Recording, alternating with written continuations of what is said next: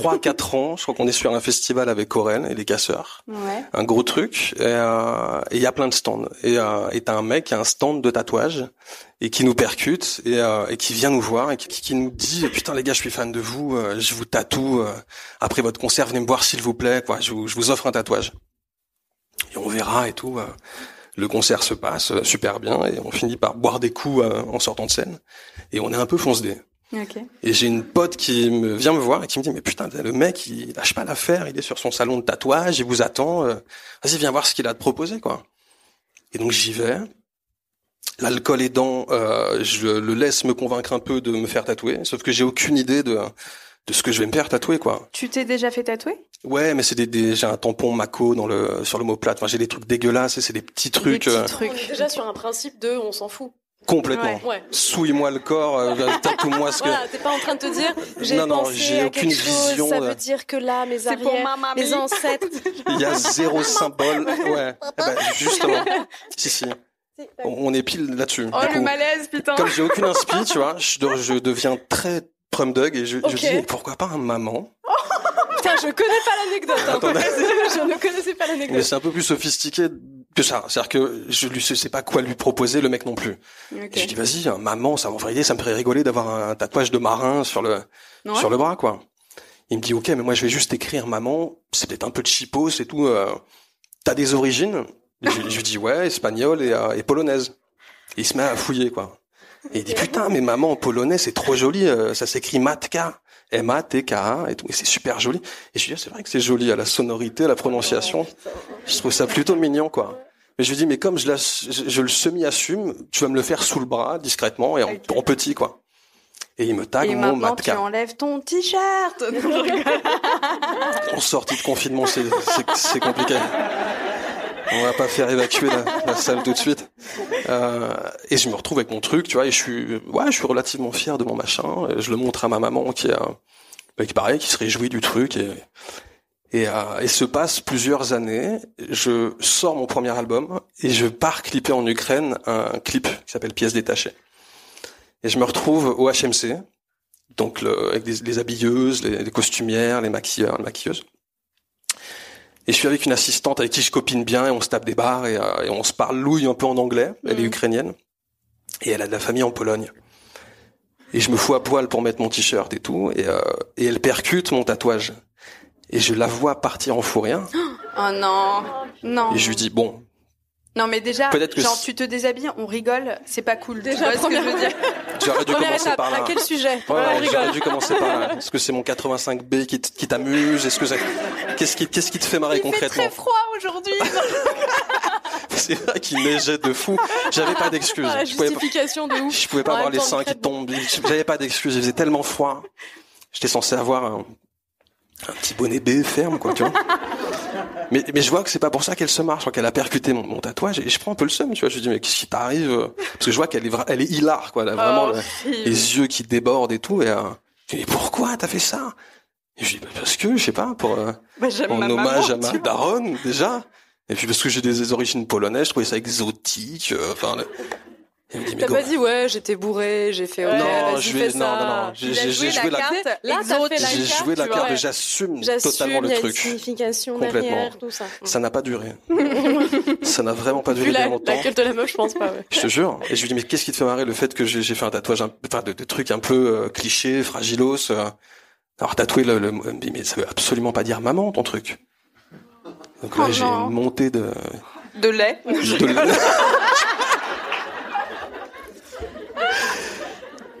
Je vais une vraie montée de lait. J'ai cherché le biberon du petit. Et donc là, laisse passer. Ah non, c'est chambé, je te jure. On est pile dans la thématique maternelle et tout, tu vois. Mais on y reste, hein. Parce qu'elle me dit, mais ça veut pas dire maman. Moi, j'ai mon mec qui est polonais. Oh non. Ça veut dire utérus.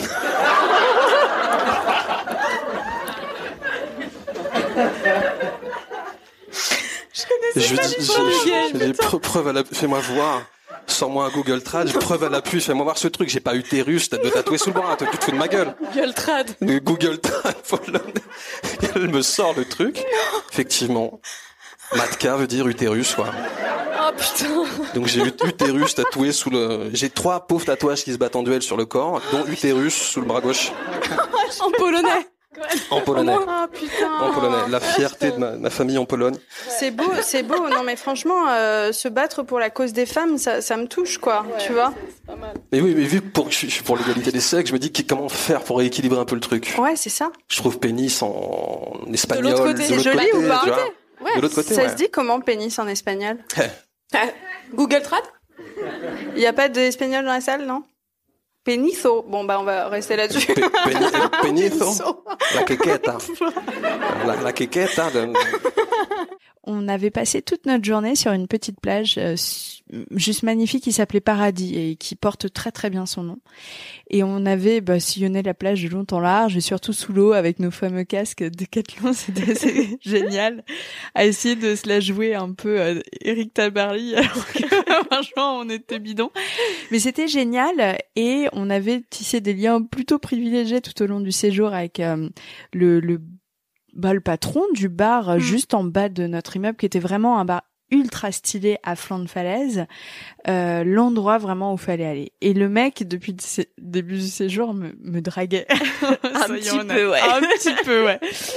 Et donc, le dernier jour, le mec se lance et me dit, voilà, j'ai un pote, il y a une super baraque sur la côte, on va faire un grand barbecue. Est-ce que ça te dit que je t'emmène, ta pote et toi, et qu'on dîne tous ensemble là-bas? Et moi, mais... La nana folle, celle qu'il faut pas écouter, je fais mais attends, mais c'est une super idée, alors que le gars je ne le connaissais pas, qui nous amenait potentiellement en voiture dans un endroit foireux où il allait nous découper en 6 et enfin je sais pas, t'as vu des séries Netflix, tu vois ce que je veux dire? Ouais, moi quoi. j'avais un peu peur. Ouais, bah voilà. Donc nous n'y sommes pas allés, forcément, parce que j'étais la voix de la raison. Donc du coup je demande à Mylène, je fais ouais Mylène, putain j'ai un plan pour ce soir, c'est génial, non? Trop cool, c'est notre avant-dernier soir, oh là là, une baraque face à l'eau, ça va être génial. Moi je me voyais tellement déjà dans une soirée à la Barclay où tout le monde est en blanc autour d'une piscine. Et Mylène fait non. Et donc du coup, je suis obligée de dire à ce pauvre garçon que nous n'irons pas, mais que promis, on sera là au petit déjeuner le lendemain, comme tous les matins, avec grand plaisir. Et donc du coup, on rentre à l'hôtel en se disant bon bah c'est pas grave, enfin c'est notre avant-dernier jour, le dernier soir on va se faire un super resto, on l'avait déjà choisi. Ce soir on dîne au buffet à volonté parce que vous savez ça accompagne les hôtels 4 étoiles à l'étranger dans les forfaits. C'était clairement à la hauteur d'un hôtel 4 étoiles. Ah ouais, on était vraiment sur un service premium. Dîne d'une cantine. Et donc du coup on dîne là à ce truc de l'hôtel. Un peu pompette, bien pompette. Ouais, complètement Ouais. bourré même. Ouais. On s'était pris quoi, 3 cocktails sans bouffer? Je pense que c'était notre seul repas de la journée, 4 margaritas. C'était un peu compliqué. Le seul repas de la journée quand c'est une tranche de citron, clairement les gars, vous êtes mal barrés. Et donc du coup, on termine ce repas et on est toutes guirettes, je crois que le mot est même faible. Et on veut rentrer dans notre chambre et puis on passe par le guichet parce que c'était vachement sympa. Oui, les filles de l'accueil étaient hyper sympas. On avait à peu près le même âge, on avait bien sympathisé pendant tout le séjour. Et nous, très organisés que nous sommes, on décide d'aller les voir pour savoir à quelle heure faut rendre la chambre. Les meubles sont géniales, les meubles sont charmés. Genre pour préparer nos valises, pour faire en sorte que voilà.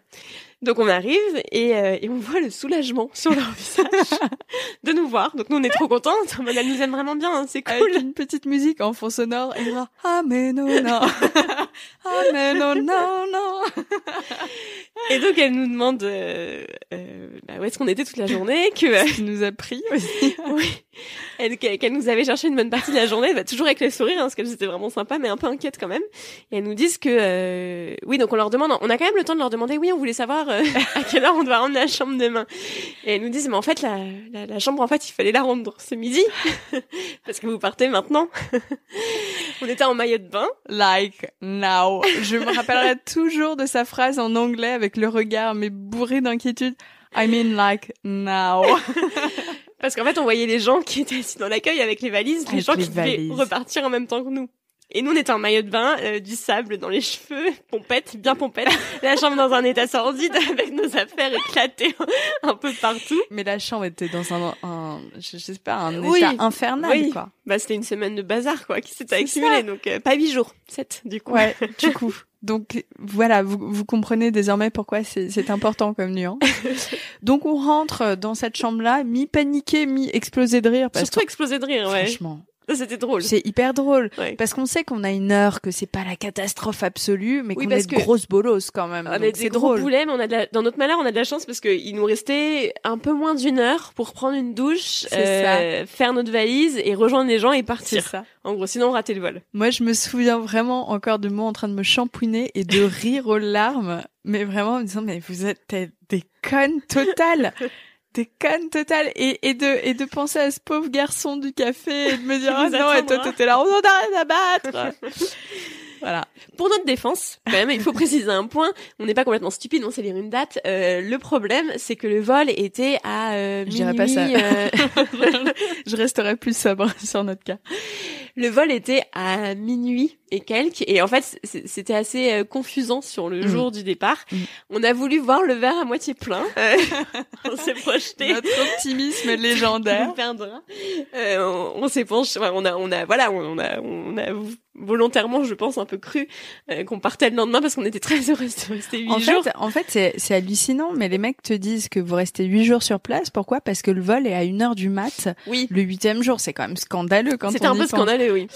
Donc du coup, on se douche, on met nos affaires dans notre sac. Alors là, il y avait plus de valises pliées, rangées Marie Kondo. Hein. Oui, non. C'était le stade de la panique où on s'assit sur la valise pour la faire fermer parce qu'évidemment, on s'était acheté plein de cadeaux, plein de choses pour Ça ne notre rentrait pas, âge. clairement. Ça ne rentrait pas. Merci les tote bags parce que rien ne rentrait dans cette foutue valise.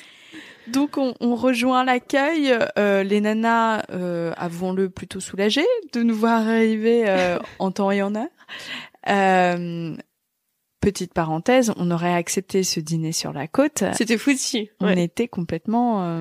Oui, parce que des vols Mais, Corfou-Paris en plein été, c'est pas... Notre voyage à prix cassé nous aurait coûté quand même un peu plus cher si on avait... Donc on arrive à l'aéroport, on est contente, on est soulagée, un peu fatiguée aussi parce que beaucoup d'émotions, là il faut se remettre un peu. Et puis on passe l'enregistrement des bagages, on passe la première douane. Et puis vous savez, on arrive dans l'espace, les gates, où on attend son vol, avec quelques kiosques et quelques sandwicheries. Il reste plus grand-chose et puis des sièges surtout pour attendre. Et toi, Mylène, tu décides d'aller en vadrouille. Je vais faire un petit tour parce qu'on avait quand même un peu de temps devant nous. Donc je me dis, je décide de faire un petit tour pour acheter des derniers souvenirs vu que j'avais pas eu mon 8e jour. et je te rejoins du coup quelques minutes plus tard. Ils ouvrent la porte de l'avion et on s'apprête à rentrer. Vous savez, dans cet endroit, dans ce sorte de tunnel qu'on place entre la gate et l'avion, qui est juste posé là quelques minutes avant d'être déplacé. Donc là, c'est vraiment le dernier stade avant d'atteindre son siège d'avion. Et moi, je m'avance, je regarde pas en arrière parce que je suis qu'une sale égoïste qui pense pas à ses potes en vacances. Et puis, je finis quand même par me retourner parce que bon, je t'aime bien quand même, tu vois. Finalement, on est parti à 2, donc bon. Et là, je vois Mylène à l'arrière, paniquée, qui me fait des signes de bras avec des yeux et qui disent « Help, help me ». Et de loin, je te fais « Mais qu'est-ce qui se passe, quoi ?» En fait, je me rends compte à ce moment-là que j'ai perdu ma carte d'identité quelque part dans l'avion, enfin dans l'aéroport. Tu n'as pas de passeport, hein. Je n'ai pas de passeport. Donc, J'avais pas pris mon passeport. J'avais pris que ma carte d'identité parce que c'est l'Europe. Et bah puis, oui. Je me suis dit, Oui. je n'ai besoin que de ma carte d'identité. Je ne vais pas m'embêter avec mon passeport. Super idée. Super idée, brillante idée. Ne faites pas la même chose. Et donc, je me rends compte que ma carte d'identité n'est plus dans mon sac, n'est plus dans mon portefeuille, et que bah c'est la merde parce qu'il est genre 1h du matin à Corfou. Et là je me dis mais ils vont pas me laisser rentrer dans l'avion si j'ai pas ma carte d'identité, c'est le dernier contrôle. Je suis foutue, putain, j'ai perdu ma carte d'identité. Je tape un sprint jusqu'à la fameuse boutique où j'avais acheté mais un truc de merde en plus qui ne valait clairement pas ça, qui était fermé entre-temps. Ça s'était fermé mais dans les minutes qu'on suivit mon passage. Donc je suis désespérée, je regarde à travers la vitre si je vois ma carte d'identité par terre. Enfin, j'étais vraiment pas bien. Mais non, mais c'était n'importe quoi. Enfin, s'il y a bien un truc à pas faire dans un aéroport au moment de prendre un vol, c'est de perdre ses papiers d'identité. Enfin, c'est vraiment le truc bête. Et là, je me dis, de toute façon, j'ai pas le choix. Je vais la jouer au culot. Je vais juste passer. Je vais passer sans montrer ma carte d'identité, en fait. Écoute. Et je vois Pauline avec des grands yeux en mode, avec des grands bras au loin qui me demande si je l'ai récupéré. Je me revois dire à Mylène, ne t'inquiète pas, c'est pas grave. Alors que mentalement, je me disais, putain, mais j'aimerais tellement pas être à sa place. Je suis tellement heureuse d'être à la mienne, encore la notion d'égoïsme et tout. Oui, parce que Pauline, très réconfortante, me dit, mais c'est pas si important. Oui, c'est vrai qu'en plein plan fichi pirate, ne pas avoir sa carte d'identité, c'est pas bien grave dans un avion. Entre-temps, quand même, je précise que j'arrive à monter dans ce foutu avion sans ma carte d'identité. Je ne sais pas. Comment, par quel miracle, enfin comment le charme, la séduction, le talent, l'intelligence, le désespoir, la tristesse. Je suis passée mon livre à la main un peu vite en mode bonsoir, ça a marché. Après... Un petit peu comme au Silencio quand t'es pas sur liste finalement. Oui, c'est ça. Je pense que c'est des années de pratique qui m'ont aidé à passer ce moment, parce qu'au final j'arrive quand même à passer dans ce couloir. Je rejoins Pauline, je la regarde avec les yeux, avance, sans surtout ne rien dire. Et moi je tape sur Google. Douane France, Grèce France, besoin de sa carte d'identité. Je crois que je tape toutes les requêtes SEO possibles et inimaginables. On regarde sur une carte de l'espace Schengen, est-ce qu'il y a besoin de montrer sa carte d'identité ou pas? Oui, parce que moi, mon angoisse à ce moment-là, c'est super. J'ai pu monter dans l'avion, donc je vais aller jusqu'à Paris. Mais est-ce qu'ils vont me laisser sortir de l'aéroport à Paris? Ça, c'est pas sûr. C'est vraiment pas sûr. C'est vraiment pas sûr. Et sur la carte, il y a marqué oui, vous avez besoin de votre passeport. Et à ce moment-là, je me dis putain, mais on va la renvoyer en Grèce, l'enfer, quoi. La meuf va manger de la feta, mais elle aura plus de taf, tu vois. Même pas loin. Et du coup, bon, on se fait donc un date, on s'est pas vu depuis longtemps, nanana, tout ça. Et on se fait un super resto. On boit un verre avant dans un bar à cocktail trop stylé, enfin vraiment trop bien. Ah ouais. Tu t'es fait méga bonasse. Je me suis fait trop belle, enfin voilà, genre je suis vraiment contente, ce mec vraiment m'impressionne. Il a un truc en plus que il est pas juste beau. Enfin, il a vraiment un truc. Et on bouffe super plat. Moi, je prends des coquilles Saint-Jacques. Lui, il prend un autre truc. Enfin, c'est de la super cuisine et tout. Et on rentre chez lui. Donc, et on continue, on boit un verre, on discute. On n'arrêtait pas de discuter. Enfin, bon, bref et tout. Et à un moment donné, on commence à démarrer un peu des hostilités. Ouais. Enfin, voilà, tout ça. Bon, fait ce qui doit se passer et tout. Et d'un coup, je me sens pas bien. Mais après ou en plein milieu? On est assis sur le canapé, on se roule des pelles, quoi. Ok, on en est à peu près à ce stade-là, quoi. Où tu t'essayes de taire cette petite voix qui commence à s'alarmer. Parce ouais, que t'es dedans, quoi. Ouais, mais en même temps, c'est assez radical, quoi. T'as pas vraiment le choix, quoi. J'ai pas trop le choix, quoi. C'est-à-dire que vraiment, je suis là, je le regarde, je fais, waouh, ça va pas trop. Et je me dis, j'ai peut-être trop bu. J'avais pas beaucoup bu, tu vois. J'ai dû boire un cocktail, genre un verre de vin, tu vois. Donc je me dis, la meuf. Bon, je suis un peu sensible la comme tout personne. Fragile, c'est ça. Mais quand même, quoi. Mais genre quoi, ça te fait des sueurs chaudes froides? Ah, mais j'ai chaud, j'ai mal au bide, j'ai envie de gerber, en fait. Ah, je suis trop mal. Et mais j'ai pas la tête qui tourne, enfin genre bon. Et je me dis putain, et je pars aux chiottes. Ah ouais. Et là je vomis. Genre le geyser, quoi. genre faut y aller, quoi. Faut que ça sorte. Ok. L'exorciste. Non mais ça va, je me tiens, ça se passe. Je me dis, chez lui ou pas? Je suis chez lui. Oh non, je suis c'est chez même... lui. Oh non. Non mais je suis chez lui. Enfin. Est-ce qu'il y a la petite musique de jazz en non, fond sonore? Non mais il y a tout qui va bien. On a mis une bête de playlist. Puis en plus on s'entend trop bien. Et en fond sonore t'entends.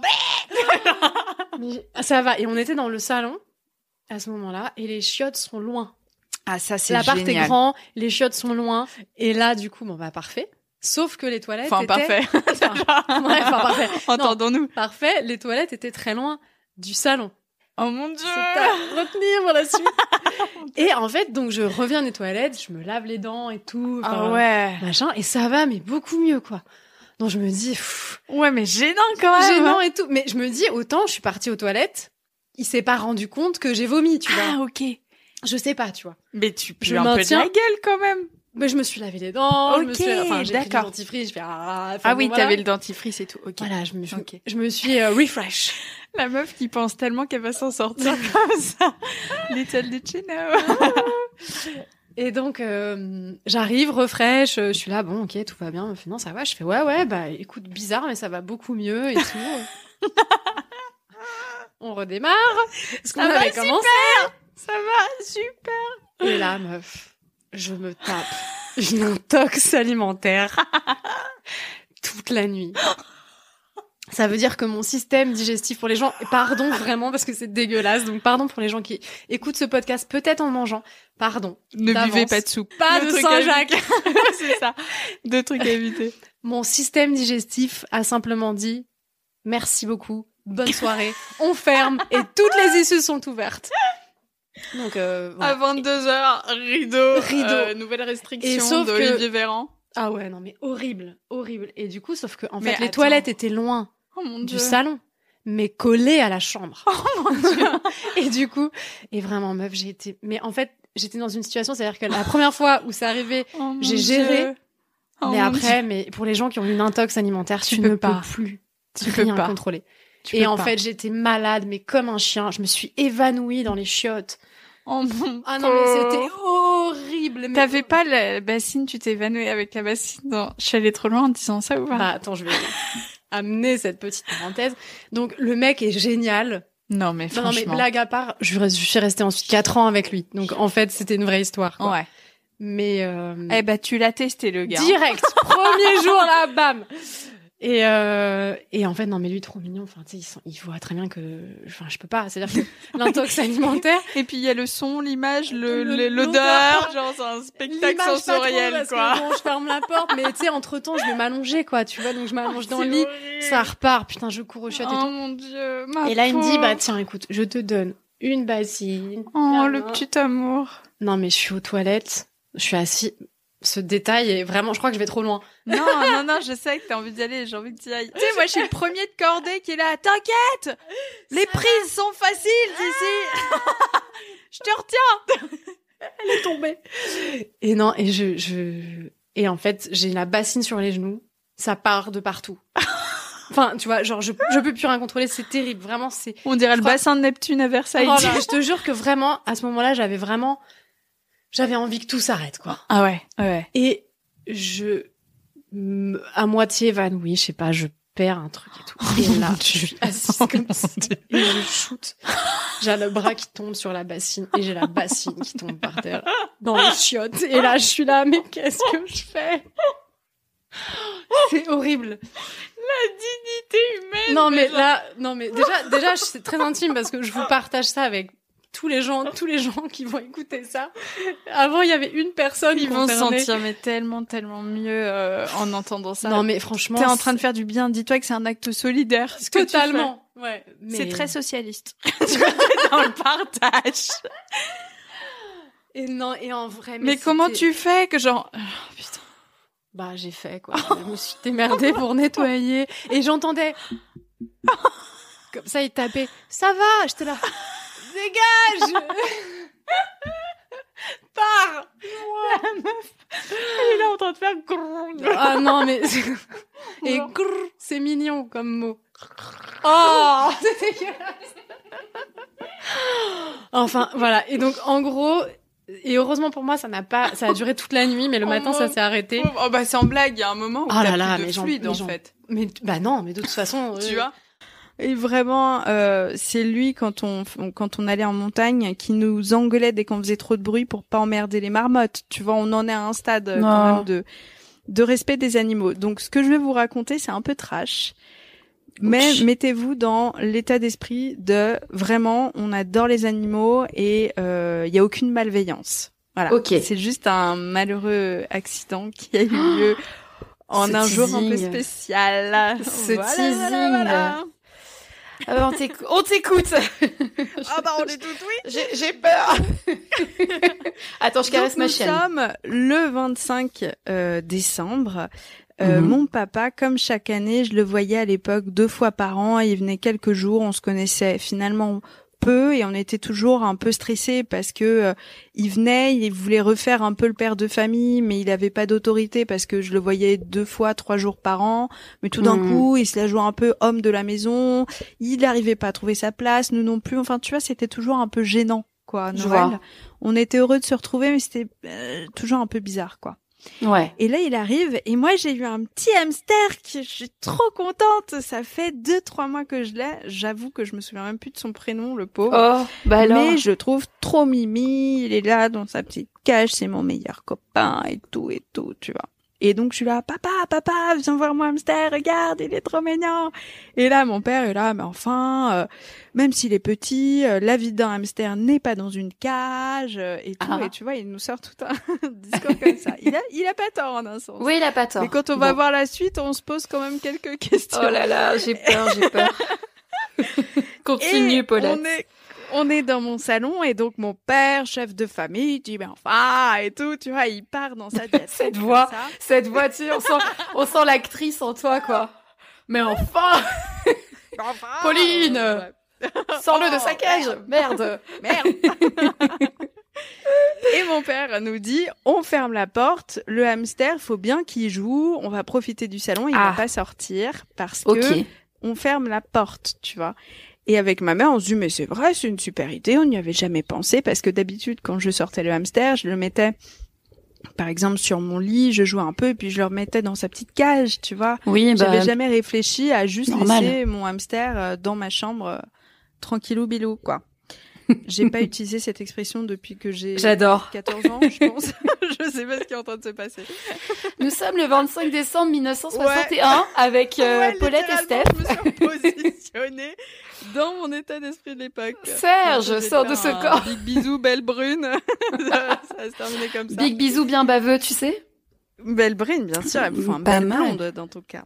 Oh. Et donc on est là et on fermé les portes. portes. Assis par terre, on a fermé les portes. Il y a le petit hamster. Oh c'est mignon. Oh regarde, il est dans mon chausson. Oh il a fait une petite crotte dans mon chausson. Et puis le petit chausson puis le petit hamster qui bouge et tout trop mignon. Et puis qui passe un peu derrière le fauteuil. Et puis mon père qui se soulève un peu, tu sais, avec d'une fesse avec le bras pour voir où il est passé derrière le fauteuil, tu vois. Il fait, mais il est où? Et puis il se rassied, il fait, merde! Non. Il se lève. Et là, mon hamster. Non. Mort. Sous ses fesses. C'est pas vrai. Et je hurle, papa! Tu vois, genre vraiment, je suis au bout de ma vie. Je suis là. Noël est annulé. Ma vie est terminée. Rideau. Tu vois, genre vraiment. Il a écrasé le hamster. Remboursé de cette vie, tu vois. Oh. Mon papa a tué le pauvre petit hamster sur le coup. Un 25 Alors, décembre. Il a pas souffert, mais la dernière chose qu'il a vue, c'est les fesses de mon père, et quand même, on peut se poser des questions. Tu vois. Oh mon Dieu. Et je suis sur mon lit et je hurle en pleurs. Ah et tout, ma vie est terminée. Enfin bon, drama queen parce que quand même. Normal, c'est hyper normal. Triste, tu vois. Bah oui, voilà, c'est ton hamster. Voilà. C'est mon petit Fail. hamster. Mon père qui est au bout de sa vie, qui est là, qui se sent non seulement con et qui se dit mon Dieu, qu'est-ce que j'ai fait encore.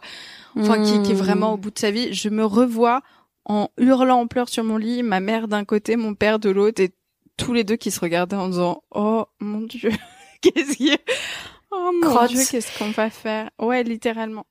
T'avais quel âge? Donc voilà. T'avais quel âge à ce moment? Je devais être en 6e. Toute petite quoi. 11 ans, ouais, un truc comme ça. Et alors, ton père, il a réagi comment? Il a dit quoi? Ah mais mon père, mais il était au bout de dévasté sa vie, quoi. Mortifié. Bah hyper mal parce que il se sentait vraiment extrêmement con, parce que c'est quand même triste quoi, parce que tu m'étonnes. genre il était arrivé le jour même, il arrive, il veut faire son daron, il tue le hamster, il est même pas resté 24 heures, il a déjà tué le hamster quand même. C'est quand même hardcore dans la perf, tu vois.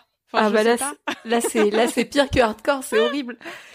Mais en plus ce jour de Noël quoi, tu vois, à la limite tu perds ton hamster ou il se coince quelque part, mais là c'est vraiment sous les fesses de ton père. Non, mais c'est la le jour de Noël face à toi qui hurle. Mon père qui m'avait à moitié engueulé en disant mais enfin Pauline quand même un il hamster, mérite une vie meilleure. Ouais, c'est ça, le hamster qui finit écrasé 10 minutes plus tard quoi. te plaît. Bon, bah ça c'était voilà.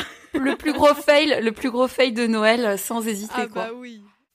J'espère que ça vous a bien fait marrer. Ne vous inquiétez pas, avec plus de 130 épisodes, j'ai encore du stock pour vous faire d'autres moments comme celui-ci. Si vous avez des thématiques en particulier autour de ces épisodes que vous aimeriez bien écouter en mashup, n'hésitez pas à m'en parler sur Instagram, Paulette_Grisoni. Je vous embrasse, je vous dis à la semaine prochaine.